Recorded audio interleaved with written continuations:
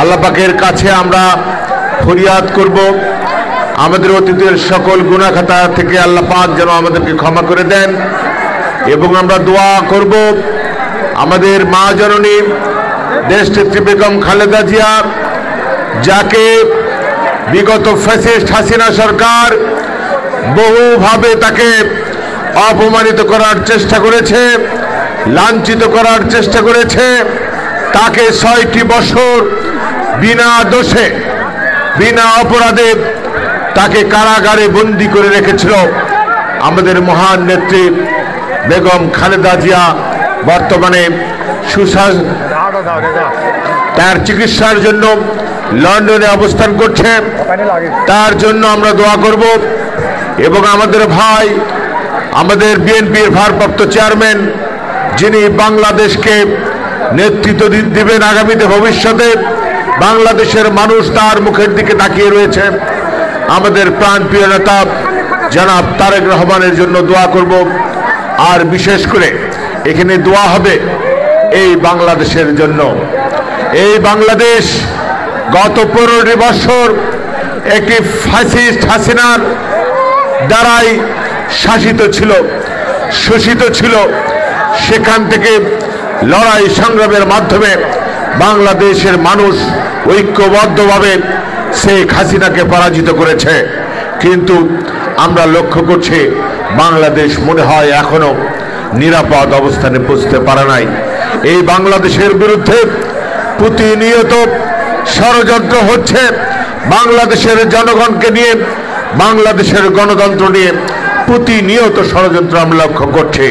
তাই আমরা আমাদের খাস দিল থেকে আল্লাহ পাকের দরবারে আমরা ফরিয়াদ জানাতে চাই, আল্লাহ পাক যেন আমাদের এই মাহফিল থেকে সেই ফরিয়াদ মঞ্জুর করে। এই দেশের বিরুদ্ধে, জনগণের বিরুদ্ধে যে ষড়যন্ত্রই হোক না কেন, সেই ষড়যন্ত্রের হাত থেকে বাংলাদেশকে যেন রক্ষা করতে পারে। আমাদের শহীদ জিয়ার রেখে যাওয়া বাংলাদেশ জাতীয়তাবাদী দলের প্রতিটি নেতাকর্মীকে যেন আল্লাহ পাক সেই তৌফিক দান করেন, সেই দোয়া আমরা সবাই এখান থেকে করব। তার কারণ বাংলাদেশ সৃষ্টির পর থেকে বাংলাদেশের প্রতিটি ক্রান্তিকালে শহীদ জিয়ার সৈনিকরা এগিয়ে এসেছে। তারা বাংলাদেশের মানুষের পক্ষে, বাংলাদেশের পক্ষে অবস্থান নিয়েছে। আপনারা লক্ষ্য করবেন বর্তমানে আমাদের মহান নেতা জনাব তারেক রহমান তার দূরদর্শিতার মাধ্যমে, তার সুদূর প্রসারী চিন্তার কারণে আজকে বাংলাদেশ এখনো মাথা উঁচু করে দাঁড়িয়ে রয়েছে। না হলে প্রতিটি মুহূর্তে আমরা কি এক অশান্তির মধ্যে রয়েছে। কিছু ছাত্র নেতৃবৃন্দ তারা নিজেদেরকে মনে করছে তারা দেশের মালিক, কিন্তু তারা যে দেশের মালিক নয়। তারা যে দেশের প্রতিনিধিত্ব করার যে এখানে যে যোগ্যতা, সেই যোগ্যতা অর্জন করতে তারা ব্যর্থ হচ্ছে বারবার। তারা তাদের খামখেয়ালিপনার কারণে আজকে যদি আমাদের দেশটা অনিশ্চয়তার দিকে চলে যায়, তার জন্য দায়ী থাকবে আজকের এই বর্তমান ছাত্র নেতৃবৃন্দ, যারা নিজেদেরকে লড়াই সংগ্রামের প্রধান পুরুষ হিসেবে দাবি করে।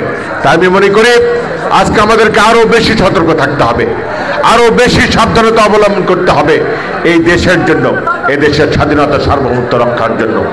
শহীদ জিয়ার সৈনিকরা আমরা যারা রয়েছে, আমরা কখনোই মনে করব না যে আমরা ক্ষমতায় এসেছি। আমাদেরকে ভাবতে হবে, আগামীতে একটি কঠিন দিন আমাদের অপেক্ষা করছে। কঠিন নির্বাচনকে আমরা মোকাবেলা করতে হবে। এবং শুধু তাই নয়, একটি সহজ সরলভাবে যদি একটি নির্বাচন আমাদের মোকাবেলা করতে হতো তাই নাই হতো। কিন্তু প্রতিনিয়ত যে ষড়যন্ত্র হচ্ছে, সেই ষড়যন্ত্রের হাত থেকে রক্ষা করতে হবে বাংলাদেশকে। এটা আমাদের শহীদ জিয়ার প্রতিটি সৈনিককে দায়িত্ব নিতে হবে। আমরা এ দেশকে একটি স্থিতিশীল রাষ্ট্রে পরিণত করার জন্য আমরা কাজ করছি। আমাদের মহান নেতা জনাব তারেক রহমান কাজ করে যাচ্ছে, তার নির্দেশ মতো আমরা চলবো। যেরকম আমাদের মহান নেতা তারেক রহমান বলে থাকেন যে আমরা এখনো ক্ষমতায় আসে নাই, ততএব আমাদের কোনো নেতা কর্মীকে যেন কোনোভাবেই জনগণের ওপর অত্যাচারিত এ ধরনের কোনো ঘটনার সঙ্গে জড়িত হয়, সেই নেতাকর্মীকে দলে রাখার নিষেধ রয়েছে, দল থেকে বের করে দেওয়ার নির্দেশ রয়েছে। তাই আমরা সর্বসময় চেষ্টা করব জনগণের পক্ষে থাকার, জনগণের মধ্যে থাকার, জনগণের সুখ দুঃখকে ভাগ করে নিয়ে জনগণের সুখে দুঃখে সবসময় সামিল থেকে নিজেদেরকে জনগণের সেবক হিসেবে কাজ করার চেষ্টা করব। তার বাইরে আমরা কখনোই জনগণ যেন কোনোভাবে রুষ্ট না হয়, ক্ষুব্ধ না হয় বিএনপির প্রতি, সেদিকে আমাদেরকে খেয়াল রাখতে হবে। কোনোভাবেই জনগণ যেন জুলুমের শিকার না হয়, সেদিকে আমাদের রক্ষা করতে হবে, আমাদের খেয়াল রাখতে হবে। কেউ যেন জনগণকে জিম্মি করতে না পারে, সেদিকে আমাদেরকে খেয়াল করতে হবে। এমনিভাবেই আগামীর বাংলাদেশ রচিত হবে ইনশাল্লাহ, সে আশাবাদ ব্যক্ত করে আজকের এই মাহফিলের সফলতা কামনা করে, আমাদের এই মাহফিল থেকে আমাদের মা জননী বেগম খালেদা জিয়ার জন্য দোয়া প্রার্থনা করে, তারেক রহমানের জন্য দোয়া প্রার্থনা করে, দেশ ও জাতির জন্য দোয়া প্রার্থনা করে আমরা যারা এই মাহফিলে অংশগ্রহণ করেছি, আল্লাহ পাক এই মাহফিলে অংশগ্রহণের বদৌলতে আল্লাহ পাক আমাদেরকে যেন অতীতের সকল গুনাহ খাতা থেকে মাফ করে দেন, সেই প্রার্থনা করে আজকে আমি আমার বক্তব্য শেষ করছি। সবাইকে সালাম, সবাইকে আগামী ঈদের শুভেচ্ছা জানিয়ে আমি আমার বক্তব্য শেষ করি। সবাইকে সালাম, আসসালামু আলাইকুম।